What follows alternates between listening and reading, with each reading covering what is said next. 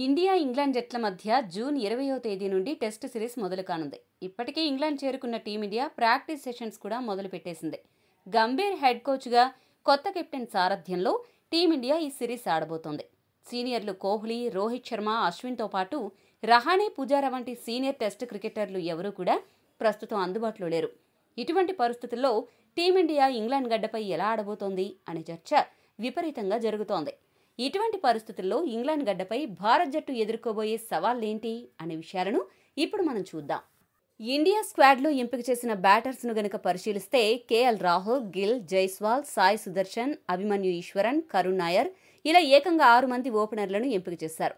ఇంతమంది ఓపెనర్స్ను ఎంపిక చేయడం చాలా మందిని షాక్కు గురిచేసింది. వీళ్ళందరికీ ఓపెనర్గా మంచి అనుభవం ఉంది. కానీ టెస్ట్ మ్యాచ్ల్లో మిడిల్ ఆర్డర్లో ఎలా ఆడతారు అనే అనుమానం మాత్రం మొదలైంది. గతంలో మిడిల్ ఆర్డర్ ప్రొఫెషనల్స్గా పేరొందిన కోహ్లీ, రహానే, పుజారా, హనుమ విహారీ లాంటి ఆటగాళ్లు జట్టులో ఉండేవాళ్ళు. మరి వారి స్థానాలను ఈ ఓపెనర్లు ఏ మేరకు భర్తీ చేస్తారు అన్న విషయం ప్రస్తుతానికి కాస్త సస్పెన్స్గా ఉంది. కెప్టెన్ గిల్కు విదేశీ గడ్డపై ఆడిన మ్యాచ్ల్లో అంత గొప్ప ట్రాక్ రికార్డ్ లేదు. ఇంగ్లాండ్ గడ్డపై ఇప్పటివరకు 3 టెస్ట్ మ్యాచ్లు ఆడిన గిల్ 6 ఇన్నింగ్స్లకు గాను 14.66 సగటుతో 56 యావరేజ్తో కేవలం 88 పరుగులు మాత్రమే చేశాడు.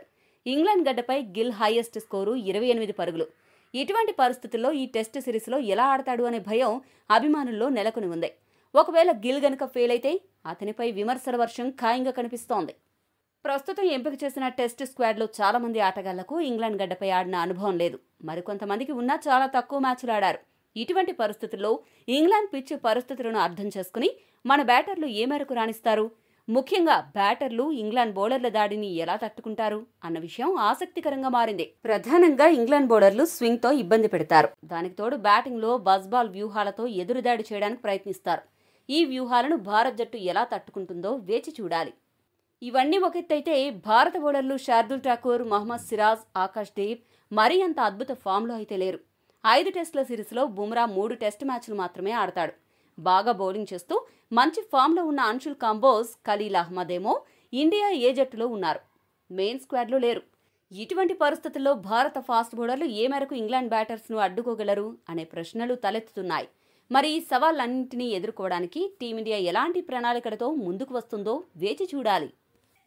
ఈ వీడియో మీకు నచ్చితే లైక్, షేర్, కామెంట్ చేయండి.